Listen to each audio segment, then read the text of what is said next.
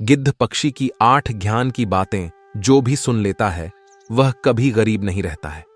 मित्रों, किसी जंगल में एक गिद्ध अपनी पत्नी के साथ एक बरगद के बड़े से वृक्ष पर रहता था। एक दिन जब गिद्ध और उसकी पत्नी वृक्ष पर बैठे विश्राम कर रहे थे, तभी गिद्ध की पत्नी कहती है, हे प्राणनाथ, आज मैं कुछ ऐसा जानना चाहती हूं जो आपने आज तक मुझे नहीं बताया है। आज आप कुछ ऐसा बताइए जो कि बहुत ही रोचक और ज्ञानवर्धक हो। तब गिद्ध कहता है, ठीक है प्रिय, आज तुम्हें मैं एक अमीर बहन और गरीब भाई की कहानी सुनाता हूं। आज की कहानी बड़ी रोचक और ज्ञानवर्धक है, जिससे तुम्हें 8 ज्ञान की बातें सीखने को मिलेंगी, जिन्हें सुनकर कोई भी व्यक्ति आसानी से अपनी गरीबी से बाहर आ सकता है। हे प्रिय, बहुत पुराने समय की बात है। किसी नगर में एक बहुत ही अमीर किसान रहता था। उस किसान के घर में 2 जुड़वा संतानें पैदा हुई थीं। उन दोनों जुड़वा संतानों में एक पुत्र और दूसरी संतान पुत्री थी। किसान अपने पुत्र का नाम रोहन रख देता है और पुत्री का नाम कमला रखता है। इधर धीरे धीरे रोहन और कमला बड़े होने लगते हैं। जब किसान की दोनों संतानें बड़ी हो जाती हैं और उनकी आयु विवाह के योग्य हो जाती है, तो किसान को अपने बच्चों के विवाह की चिंता सताने लगती है। एक दिन वह किसान किसी कार्य से अपने पड़ोस के एक शहर में जाता है। वहां पहुंचकर एक व्यापारी का पुत्र उसे पसंद आ जाता है और उस व्यापारी के पुत्र के साथ वह अपनी बेटी कमला का विवाह कर देता है। इस प्रकार से कमला अपने पिता के यहां से विदा होकर अपने ससुराल चली जाती है। इधर बेटी को विदा करने के बाद किसान अपने पुत्र के विवाह के बारे में सोचने लगता है और सोचता है कि बेटी तो मेरी अपने घर की हो गई, अब मुझे अपने पुत्र का विवाह कर देना चाहिए। यदि मेरे पुत्र का विवाह हो गया तो मैं अपना बचा हुआ शेष जीवन अपनी बहू बेटियों के साथ रहकर आराम से व्यतीत करूंगा। मित्रों, गिद्ध अपनी पत्नी से कहता है, हे प्रिय, भगवान की लीला बहुत विचित्र है। ईश्वर न जाने कब किसको गरीब बना दे और कब किसको अमीर। उस अमीर किसान के साथ भी कुछ ऐसा ही होता है। एक दिन वह किसान किसी भयानक बीमारी की चपेट में आ जाता है। जब उसका पुत्र अपने पिता की ऐसी हालत देखता है तो वह बहुत ही दुखी हो जाता है। इसके बाद वह अपने पिता का अच्छे से अच्छे डॉक्टरों से इलाज करवाता है और महंगी से महंगी दवाइयां लेकर आता है। धीरे धीरे उसकी धन संपत्ति पूरी तरह से पिता के इलाज में खर्च हो जाती है। इस प्रकार अपने पिता का इलाज कराते हुए वह किसान का पुत्र एकदम कंगाल हो जाता है। लेकिन फिर भी पिता की हालत में किसी प्रकार का सुधार नहीं होता।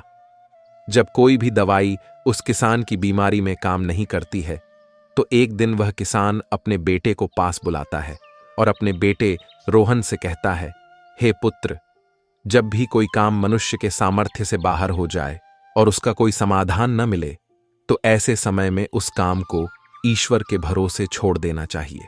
इसलिए पुत्र, अब तुम मेरी चिंता छोड़ो और अपने भविष्य के बारे में सोचो। मेरा क्या है, आज नहीं तो कल मुझे संसार छोड़कर जाना ही है। इसलिए पुत्र, अब तुम मेरी चिंता करना छोड़ो और अपना विवाह करके अपना घर गृहस्थी बसा लो। अपने पिता के मुख से ये बातें सुनकर रोहन एकदम चुप हो जाता है। आखिर वह बेचारा कर भी क्या सकता था। उसके घर में जो भी जमा पूंजी थी वह तो उसके पिता के इलाज में पहले ही खर्च हो चुकी थी। फिर वह कहता है, हे पिताजी, जैसा आपके लिए उचित लगे आप वैसा कीजिए। इसके बाद वह गरीब किसान अपने पुत्र की शादी एक गरीब घर की कन्या से करवा देता है और शादी के कुछ दिन बाद ही उस किसान की मृत्यु हो जाती है। पिता की मृत्यु के बाद रोहन अपने पिता का पूरी रीति रिवाज से अंतिम संस्कार करता है। रोहन का घर, खेत खलिहान पिता की बीमारी के इलाज में पहले ही बिक चुके थे। जो कुछ भी जमा पूंजी बची थी वह पिता के अंतिम संस्कार में समाप्त हो जाती है। इस प्रकार से रोहन बहुत ही गरीब हो जाता है। प्रिय मित्रों, जब रोहन एक दिन बिल्कुल कंगाल हो जाता है तो वह गांव के बाहर अपनी पत्नी के साथ एक झोपड़ी बनाकर रहने लगता है और दूसरों के खेतों में मेहनत मजदूरी करके अपने बीवी बच्चों का पेट पालने लगता है। उधर रोहन की बहन कमला, जिसका विवाह धनी व्यापारी के घर में हुआ था, जब अपने भाई की स्थिति के बारे में जानती है तो वह अमीर बहन अपने गरीब भाई से घृणा करने लगती है। मन में सोचने लगती है कि मेरा भाई अब तो बिल्कुल ही कंगाल हो चुका है। उसका घर, जमीन सब बिक गया है। और अब उसके पास एक फूटी कौड़ी भी नहीं बची है। यदि ऐसी हालत में वह मेरी ससुराल आता है तो उसे देखकर मेरी देवरानी और जेठानी मेरा बड़ा ही अपमान करेंगी और मेरा मजाक उड़ाएंगी कि तेरे पीहर वाले तो बिल्कुल ही कंगाल हैं। ऐसे में मेरी बहुत बदनामी होगी। इस कारण से कमला अपने सगे भाई से रिश्ता तोड़ देती है। न तो कमला अपने भाई को ससुराल बुलाती है और न ही कभी उसके घर जाती है। कमला के भाई रोहन को भी अच्छी तरह से पता होता है कि उसकी बहन उससे नफरत क्यों करती है, इसलिए रोहन भी अपनी बहन की ससुराल कभी नहीं जाता है। इस तरह से कमला बड़े ऐशो आराम के साथ अपनी ससुराल में जिंदगी गुजारती है। रोहन मेहनत मजदूरी करके अपनी पत्नी के साथ झोपड़ी में रहकर किसी तरह से दिन काटने लगता है। आगे गिद्ध अपनी पत्नी को कहानी सुनाते हुए कहता है, कुछ साल गुजरने के बाद एक दिन रोहन की बहन कमला के लड़के की शादी तय हो जाती है, लेकिन कमला अपने भाई रोहन को किसी प्रकार का कोई निमंत्रण नहीं भेजती। जब इस बात का पता रोहन को चलता है कि उसके भांजे की शादी होने वाली है, तो इस बात को सुनकर रोहन बहुत प्रसन्न हो जाता है और यह खबर जाकर अपनी पत्नी सुशीला को बताता है कि मेरी बहन के बेटे की शादी है और हम सभी को बहन के घर चलना है। जब रोहन की पत्नी को इस बात की जानकारी होती है कि ननद के बेटे की शादी है, तो वह भी इसे सुनकर बड़ी खुश हो जाती है और सोचने लगती है, चलो इसी बहाने से कम मैं अपनी ननद से मिल आऊंगी और उसके घर को देख आऊंगी। वह बड़ी खुश होकर अपने पति से कहती है, मैं तुम्हारे साथ जरूर चलूंगी, लेकिन पहले मुझे यह बताओ, क्या हमारी ननद रानी ने हमारे लिए निमंत्रण भेजा है? अपनी पत्नी के मुख से ये बातें सुनकर रोहन बिल्कुल चुप हो जाता है। फिर वह अपनी पत्नी से कहता है, नेवता तो नहीं आया है, पर मुझे यह दूसरों के द्वारा खबर मिली है कि हमारे भांजे की शादी है, लेकिन इससे क्या फर्क पड़ता है, आखिर वह है तो हमारी बहन का ही बेटा। तब सुशीला अपने पति से कहती है, बात तो आपकी सही है कि आपके भांजे की शादी है, लेकिन बिना निमंत्रण के ननद के घर जाना उचित नहीं है और आपके लिए भी वहां जाना सही नहीं होगा। रोहन अपनी पत्नी को समझाता है, प्रिय, कमला के ससुराल वाले बड़े आदमी हैं, उन्हें हमारी याद नहीं रही होगी, या फिर हो सकता है कि उन्होंने हमें नेवता भिजवाया हो, लेकिन नेवता वाला पर्चा हमारे पास तक नहीं पहुंचा हो। इसलिए प्रिय, तुम किसी भी प्रकार की कोई भी सोच विचार मत करो। बच्चों को तैयार करके मेरे साथ तुम बहन के घर चलो। अपने पति की इन बातों को सुनकर सुशीला कहने लगती है, हे प्रिय, यदि तुम जाना चाहते हो तो जा सकते हो, लेकिन बिना निमंत्रण के मैं नहीं जाऊंगी। तब पत्नी के मुख से ऐसी बातें सुनकर रोहन कहता है, ठीक है, यदि तुम्हारी यही इच्छा है तो तुम बच्चों के साथ घर पर ही रहो, मैं अकेला कमला की ससुराल के लिए चला जाता हूं। यदि ऐसे में मैं भी नहीं गया तो मेरी बहन की देवरानी जिठानी मेरी बहन को ताना मारेगी और कहेगी कि खर्चा न हो जाए, इसलिए तेरा भाई नहीं आया। इतना कहकर रोहन घर के अंदर से बाहर चला जाता है। इधर गिद्ध अपनी पत्नी को आगे कहानी सुनाते हुए कहता है, हे प्रिय, रोहन बहुत ही गरीब हो चुका था। उसके पास भांजे के लिए वस्त्र खरीदने के पैसे नहीं थे, इसलिए वह किसी से पैसे उधार लेता है और उधार लिए हुए पैसों से अपनी बहन कमला और अपने बहनोई के लिए सुंदर सुंदर वस्त्र खरीदता है और उन कपड़ों को लेकर अपनी बहन की ससुराल के लिए चल देता है। उधर पैदल चलते चलते रोहन को सुबह से शाम हो जाती है। तब कहीं जाकर वह अपनी बहन के दरवाजे पर पहुंचता है और दरवाजे के एक तरफ जाकर खड़ा हो जाता है। बेचारा दरवाजे पर ही खड़े होकर अपनी बहन के आने का इंतजार करता है। तभी कमला की जेठानी की नजर रोहन पर पड़ जाती है और वह रोहन को पहचान लेती है। रोहन को देखने के बाद कमला की जेठानी जाकर कमला को बताती है, हे कमला, आज तेरा भाई तेरे घर आया है, तेरे दरवाजे पर खड़ा है। जब कमला अपनी जेठानी के मुख से यह बातें सुनती है तो वह अपनी जेठानी से पूछने लगती है, हे बहन, यदि तुमने मेरे भाई को मेरे द्वार पर खड़ा देखा है तो मुझे यह बताओ कि मेरा भाई मेरी ससुराल में किस हालत में आया है और उसने कैसे कपड़े पहने हैं। उसकी जेठानी कहती है, तुम्हारा भाई फटे पुराने वस्त्र पहनकर तुम्हारे द्वार पर खड़ा है, वह तुम्हारे आने का इंतजार कर रहा है। यह सुनकर कमला गुस्से में भर जाती है और सभी की नजरों से बचाते हुए अपने भाई के पास पहुंचती है।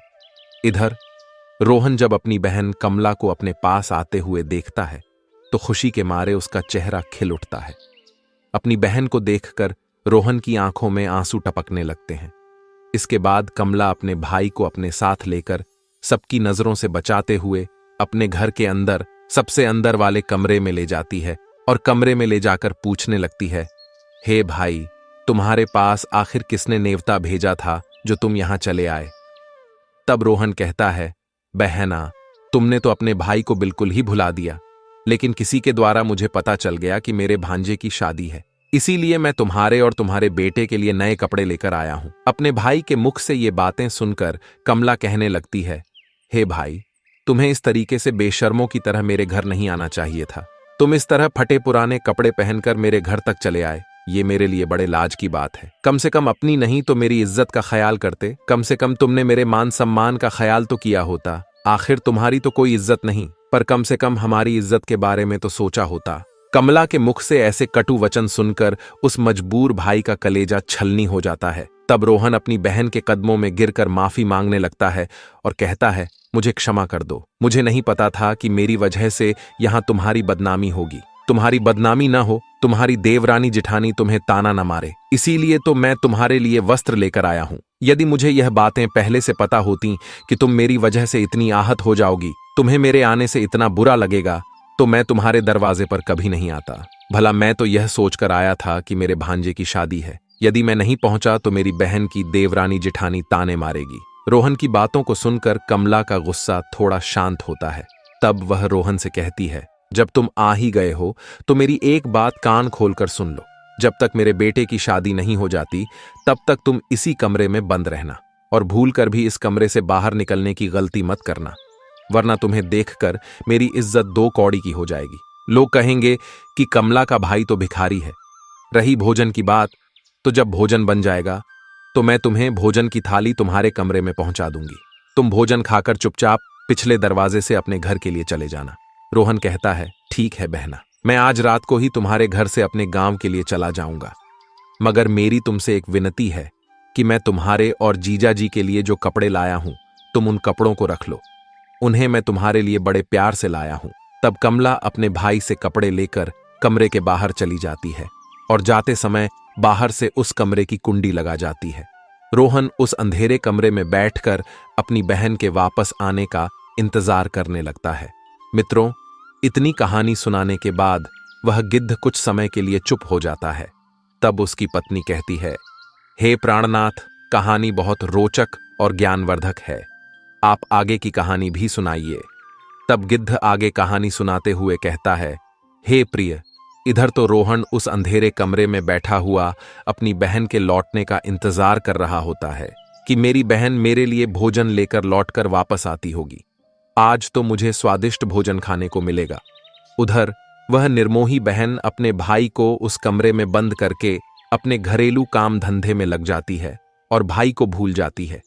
शादी के काम धंधे में इतनी ज्यादा खो जाती है कि अब तो उसे याद ही नहीं रहता कि मेरी माँ का जाया भाई मेरे यहाँ कमरे में बंद है और मेरे लौटने का इंतजार कर रहा है।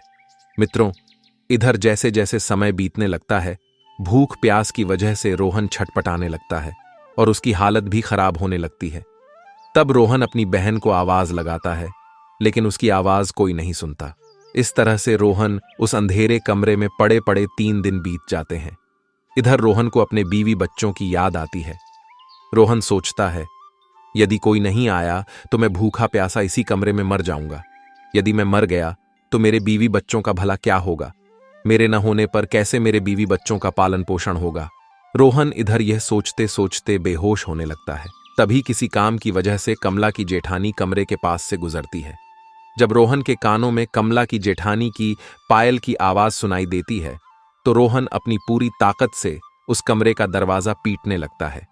जब कमला की जेठानी के कानों में उस दरवाजे की आवाज जाती है, तो वह दरवाजा खोल कर देखती है और अंदर रोहन को देखकर चौंक जाती है। वह रोहन से पूछने लगती है, हे भाई, तुम्हें इस कमरे में किसने बंद किया था? रोहन इस बात का कोई जवाब नहीं देता है। जब कमला की जेठानी दोबारा पूछती है, तो रोहन इस बात को छुपा लेता है और झूठ मूठ कह देता है कि मैं इस कमरे में आराम कर रहा था, तभी किसी ने गलती से बाहर से दरवाजे की कुंडी लगा दी और मैं इस कमरे में बंद हो गया। बहन, यदि तुम आज नहीं आती तो मेरे प्राण पखेरु उड़ जाते। इतना कहने के बाद रोहन घर के पिछले दरवाजे से चुपचाप बाहर निकल जाता है और अपने घर की राह पकड़ लेता है। 3 दिन का भूखा प्यासा बेचारा रोहन अपने घर के लिए चल देता है। अंत में वह चलते चलते काफी दूर निकल जाता है। चलते चलते उसे चक्कर आने लगता है। जैसे ही रोहन का सिर चकराता और वह उसी समय जमीन पर गिरने वाला होता है, तभी वहां पर कहीं से एक बूढ़ी मां आ जाती है और वह बूढ़ी मां रोहन के गिरने से पहले ही उसे संभाल लेती है। मित्रों, इतनी कहानी सुनाने के बाद वह गिद्ध थोड़ा सा विश्राम कर लेता है और विश्राम करने के बाद गिद्ध अपनी पत्नी को आगे की कहानी सुनाने लग जाता है। गिद्ध आगे कहता है, जिस बूढ़ी मां की गोद में वह बेचारा रोहन लेटा हुआ था, वह बूढ़ी मां साक्षात देवी मां थी। इधर रोहन की पत्नी सुशीला रोज उस देवी मां की पूजा किया करती थी और पूर्ण श्रद्धा भाव से देवी मां की भक्ति किया करती थी। इसीलिए जब रोहन चक्कर खाकर गिरने वाला होता है तो उसी समय देवी प्रकट होकर रोहन को संभाल लेती हैं और उसका सिर अपनी गोद में रखकर उसे अपनी गोद में सुला लेती है। जब रोहन को होश आता है तो वह देवी मां को प्रणाम करके अपने घर के लिए वहां से चलने लगता है। तभी उसी समय बूढ़ी मां कहती हैं, तुम भला कहां से आ रहे थे और इधर कहां जा रहे थे?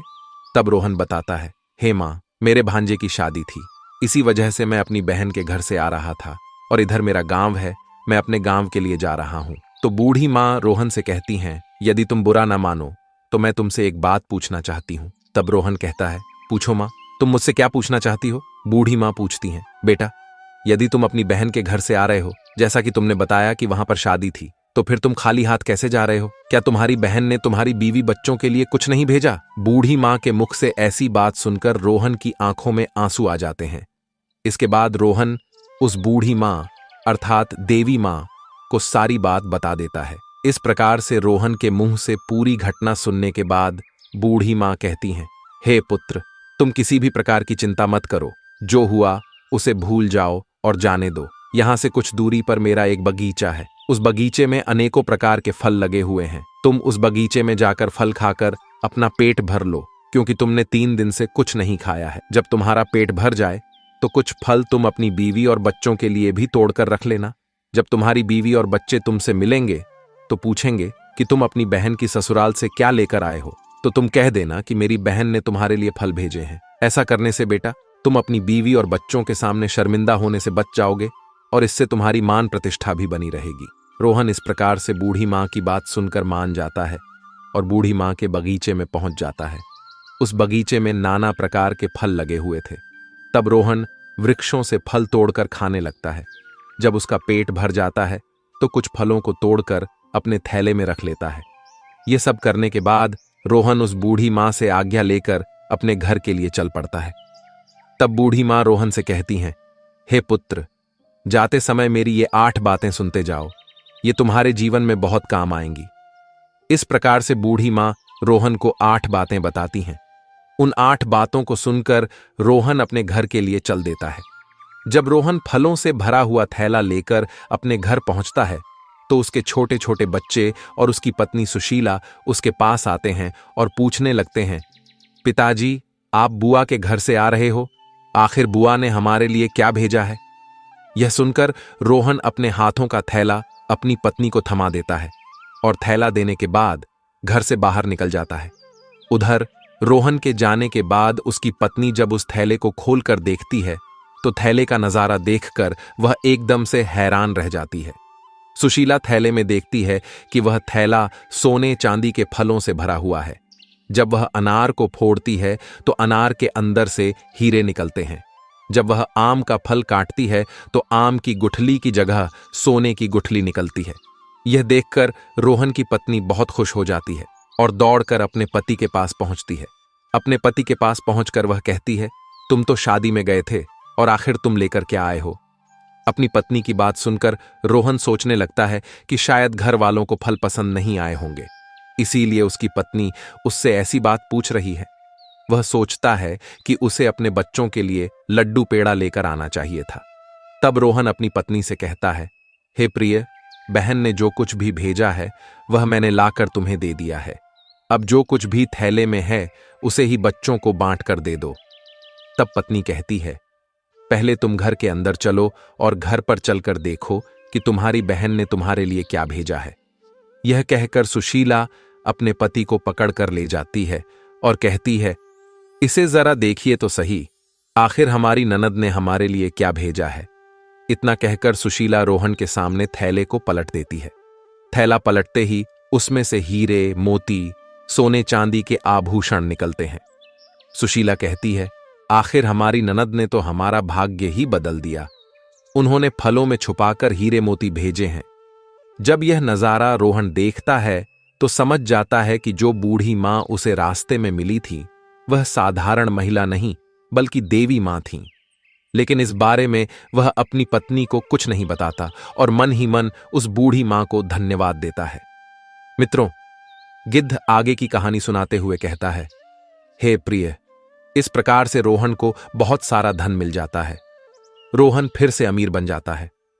कुछ समय बाद रोहन अपनी बीवी और बच्चों के लिए एक आलीशान महल बनवाता है और बड़ी शान शौकत से राजा महाराजाओं की तरह उस महल में रहने लगता है। नगर के सभी लोग भी रोहन को देखकर उसका मान सम्मान करने लगते हैं। धीरे धीरे जब रोहन का महल तैयार हो जाता है और उसकी राजा महाराजाओं जैसी शान शौकत हो जाती है तो एक दिन रोहन की पत्नी सुशीला उससे कहती है, आज सावन का महीना आने वाला है और सावन में सभी स्त्रियां अपने पिता के घर जाती हैं, इसलिए तुम भी अपनी बहन के ससुराल जाकर मेरी ननद को घर बुला लाओ। इसी बहाने से वह अपने पीहर घूम आएंगी और मैं भी अपनी ननद से मिल लूंगी। रोहन जब अपनी पत्नी की यह बात सुनता है तो उसकी बात मानकर अपनी बहन के ससुराल चल देता है। कुछ समय बाद वह अपनी बहन के ससुराल पहुंच जाता है। एक बार फिर से वह उसी दरवाजे पर जाकर खड़ा हो जाता है जहां वह कुछ दिन पहले खड़ा हुआ था। उसी समय कमला की जेठानी घर से बाहर निकलती है और बाहर का नजारा देखकर दौड़ी दौड़ी कमला के पास जाती है और कहती है, हे कमला बहन, आज तो तेरा भाई आया है। अपनी जेठानी के मुख से यह बात सुनकर कमला कहती है, हे बहन, कोई भिखारी मेरा भाई नहीं हो सकता, मेरा कोई भाई नहीं है। दरअसल कमला ऐसा इसलिए कह रही थी क्योंकि वह इस बार भी अपने भाई को भिखारी ही समझ रही थी। लेकिन जब उसकी जेठानी बताती है, कमला, तुम्हारा भाई आज भिखारियों की तरह नहीं बल्कि राजा महाराजाओं की तरह आया है। तुम्हारे भाई को देखकर ऐसा लग रहा है जैसे वह किसी देश का राजा महाराजा हो। तुम्हारे भाई के आगे पीछे 4-4 सैनिक हैं। तुम्हारे दरवाजे पर एक बड़ी सुंदर सजी हुई रथ गाड़ी खड़ी है। भला एक बार जाकर तो देखो। कमला, जो अपनी जेठानी के मुख से यह बातें सुनती है तो उसे अपनी जेठानी की बातों पर किसी प्रकार का विश्वास नहीं होता है। सच्चाई जानने के लिए वह अपने भाई को छुप कर देखने लगती है। जैसे ही कमला ने अपने भाई के उस रूप को निहारा तो उसके ठाट बाट को देखकर वह एकदम चकित रह गई। वह सोचने लगी कि कल तक तो मेरा भाई बिल्कुल भिखारी था, पहनने के लिए ठीक से वस्त्र भी नहीं थे, फिर अचानक एकदम से इतना अमीर कैसे बन गया। अब तो रोहन की बहन कमला आरती का थाल सजाकर अपने भाई की आरती उतारने लगती है। उसके बाद कमला अपने भाई को बड़े आदर पूर्वक अपने घर में बुलाकर ले जाती है और कहती है, हे भैया, मुझे क्षमा कर दीजिए, मेरी वजह से तुम्हें बहुत कष्ट और शर्मिंदगी उठानी पड़ी है। अपनी बहन के मुख से यह बातें सुनकर रोहन कहने लगता है, बहना, कोई बात नहीं, उस समय हमारे दिन अच्छे नहीं थे।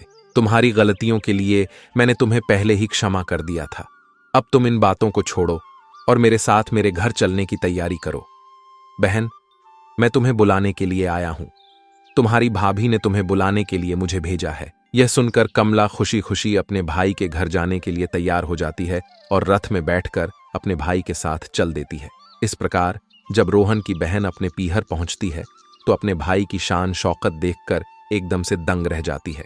वह देखती है कि एक भव्य आलीशान महल है और महल के अंदर अनेक प्रकार के नौकर चाकर लगे हुए हैं, साथ ही अन्न के भंडार भी भरे हुए हैं। कमला अपने भाई की ऐसी स्थिति देखकर हैरान रह जाती है। उधर रोहन की पत्नी भी अपनी ननद की खूब सेवा करती है और उसे 7 दिनों तक पलकों पर बिठाकर रखती है। सुशीला को लगता था कि यह सब शान शौकत उनकी ननद की वजह से हुआ है। अपनी ननद की मदद के कारण ही वे इस मुकाम पर पहुंचे हैं, क्योंकि रोहन ने कभी अपनी पत्नी को अपने अमीर होने का कारण नहीं बताया था। वह जानता था कि यह सब कमला की वजह से नहीं बल्कि देवी मां के आशीर्वाद से हुआ है। मित्रों, रोहन की पत्नी सुशीला इस बात से अनजान थी। यही सोचकर वह अपनी ननद की खूब सेवा करती है और उसका खूब ख्याल रखती है। कुछ दिन बीतने के बाद जब रोहन की बहन कमला का ससुराल जाने का समय आता है तो रोहन की पत्नी सुशीला अपने पति से कहती है कि पिया जी, कल तुम्हारी बहन अपने घर जाएंगी, इसलिए तुम बाजार चले जाओ और वहां जाकर अपनी बहन के लिए कोई अच्छा सा तोहफा लेकर आओ। पत्नी के मुख से इन बातों को सुनकर रोहन घर से चला जाता है और एक मोची की दुकान पर पहुंचता है। वह मोची से कहता है, हे मोची भाई, मुझे अपनी बहन के लिए बोलने वाली जूती बनवानी है। क्या तुम मेरी बहन के लिए बोलने वाली जूती बना सकते हो? मोची कहता है, हे सेठ, मैं बोलने वाली जूती तो बना दूंगा, लेकिन इसके बनवाने की बहुत कीमत लगेगी। तब रोहन कहता है, हे मोची भाई, मैं तुम्हें मुंह मांगा पैसा दूंगा, लेकिन ऐसी जूतियां बना दो कि जब भी मेरी बहन इन्हें पहने और चलने लगे तो ये बारी बारी से इन 8 बातों के लिए बोले। इसके बाद मोची को रोहन वे ज्ञान की 8 बातें बताता है, जो बातें बूढ़ी मां ने रोहन को चलते समय बताई थीं। रोहन मोची से कहता है, हे मोची भाई, अब ज्ञान की बातें मैं तुम्हें बताने जा रहा हूं। इस प्रकार से रोहन बारी बारी से वे बातें मोची को सुनाता है। पहली बात बताता है कि बात ज्ञान की है, कहीं मानव तू मत भूल, होती है अज्ञानता निर्धनता का मोल। दूसरी बात बताता है, समय भरोसे बैठता रहता सदा गरीब, बिना काम बदले नहीं उसका कभी नसीब। तीसरी बात बताता है, आलस्य कर रहता सदा जो परिवर्तनहीन, वही कर्म कर फिर करे कहत स्वयं को दीन। चौथी बात बताता है, नहीं गरीबी से बड़ा है कोई अभिशाप, हासिल करके ज्ञान को करो दूर। अब आप दोष समय को दो नहीं बनो मजबूर, कर्म साधना में जुटो करो गरीबी दूर। पांचवी बात इस प्रकार बताता है, कर्म कभी करता नहीं कोसे सदा नसीब, भाग्य भरोसे बैठता वह मानव रहे गरीब। छठी बात इस तरह से बताता है, अज्ञानी पर ही सदा करे गरीबी बार, विजय होता युद्ध में ज्ञान सदा हथियार। सातवीं बात इस प्रकार बताता है, हे मोची भाई, मेरी बहन जब 8वां कदम रखे तो जूतियां बस यही बात बोले। पैसों के बाजार में बदल गई तहजीब, धन दौलत से जुड़ रहे रिश्ते हुए गरीब। इधर रोहन मोची से कहता है, हे मोची भाई, ऐसी 8 बातें बोलने वाली मुझे जूतियां बना दो। जब यह 8 बातें वो जूतियां बोलेगी और जब मेरी बहन इन बातों को सुनेगी तो उसे अपनी गलती का एहसास होगा कि मुझे पैसे के घमंड में आकर अपने भाई का ऐसा अपमान नहीं करना चाहिए था। तब गिद्ध अपनी पत्नी से कहता है। इस प्रकार से रोहन उस मोची से अपनी बहन के लिए हीरे मोतियों से जुड़ी हुई सोने और चांदी की जूतियां बनवाता है और उन जूतियों को ले जाकर अपनी बहन को उपहार स्वरूप दे देता है। सोने चांदी की जूतियां देखकर कमला का चेहरा एकदम खिल जाता है। उसके बाद कमला अपने भाई से विदा लेकर अपने घर चली जाती है। इधर कमला जब अपनी ससुराल पहुंच जाती है तो कमला की देवरानी जिठानी पूछने लगती है, हे कमला, तुम अपने भाई के घर से आई हो, तुम्हारे भाई ने तुम्हें क्या उपहार दिया है? तब कमला अपनी देवरानी जिठानी, अपने सास ससुर और अपने देवर जेठ को अपने भाई के द्वारा दी हुई भेंट दिखाती है। वह जूतियां दिखाती है और कहती है, देखो, मेरे भाई ने मुझे सोने चांदी से जड़ी हुई, हीरे मोती से जड़ी हुई ये जूतियां दी हैं। तब कमला जूतियां पहनकर चलकर दिखाती है। जैसे ही कमला उन जूतियों को पहनकर चलती है तो जूतियां बोलती हैं कि पैसों के बाजार में बदल गई तहजीब, धन दौलत से जुड़ रहे रिश्ते हुए गरीब। जब कमला इस बात को सुनती है तो उसका सर शर्म से नीचे झुक जाता है और अपने भाई को याद करके एकदम से रोने लगती है। जब देवरानी और जेठानी पूछती हैं, कमला, आखिर क्या हुआ जो तुम अचानक से रोने लगीं? तो कमला अपनी देवरानी और जेठानी के लिए सारी बातें बताती है। वह कहती है, हे बहन, मैंने पैसों के घमंड में आकर अपने भाई से कितना भला बुरा कहा था। मैंने अपने भाई को एक गिलास पानी तक नहीं पूछा। देखो, मेरे भाई ने मुझे कितनी कीमती जूतियां बनवा कर दी हैं। अब तो मुझे अपने आप से घृणा होने लगी है। मैं तो जीना नहीं चाहती। तभी कमला की जेठानी उसे समझाने लगती है, हे बहन, जो भी कुछ हुआ उसे भूल जाओ। आगे से याद रखना, कभी किसी के साथ ऐसा बर्ताव मत करना, क्योंकि जो व्यक्ति धन दौलत का घमंड करता है उससे माता लक्ष्मी हमेशा के लिए दूर चली जाती है। इसलिए मेरी बातें तुम सदा याद रखना। इस तरीके से कमला की जेठानी कमला को 8 बातें बताती हैं। वह कहती है, हे कमला, जो व्यक्ति रात के समय रसोई में झूठे बर्तन रखता है और खाने पीने की चीजों को बर्बाद करता है, ऐसा व्यक्ति बहुत ही जल्दी निर्धन हो जाता है। दूसरी बात, जिस घर में घर की स्त्रियों का अपमान होता है उनकी इज्जत नहीं की जाती। उस घर में देवी लक्ष्मी ज्यादा दिनों तक नहीं रुकती। तीसरी बात, जिस घर की स्त्रियां सूर्यास्त होने के बाद अपने घरों में झाड़ू लगाती हैं, चूल्हा चौका करती हैं, ऐसे परिवार के लोग बहुत जल्दी गरीब हो जाते हैं। चौथी बात, जिस घर परिवार में पैसों की कदर नहीं की जाती, फजूल कार्यों में पैसे बर्बाद किए जाते हैं, ऐसे घरों से भी माता लक्ष्मी रूठ कर चली जाती है। पांचवी बात, जो लोग पैसे आने के बाद में उस पैसे से दूसरों के मान प्रतिष्ठा को ठेस पहुंचाते हैं या फिर अपने धन के बलबूते पर दूसरे लोगों को परेशान करते हैं, ऐसे लोगों के घरों से भी माता लक्ष्मी बहुत जल्दी विदा ले जाती है। छठी बात, जिस घर के लोग अपने कर्तव्यों का पालन नहीं करते और अपने कार्यों को कल पर टालते रहते हैं, उन लोगों के घरों से भी माता लक्ष्मी रूठ जाती हैं। सातवीं बात, जिस घर परिवार के लोग अपने से बड़े लोगों की इज्जत नहीं करते, अपने से बड़ों का कहना नहीं मानते या फिर अपने से बड़ों से कटु शब्द बोलते हैं, ऐसे लोगों को भी गरीबी का सामना करना पड़ता है, उन्हें गरीबी देखनी पड़ती है।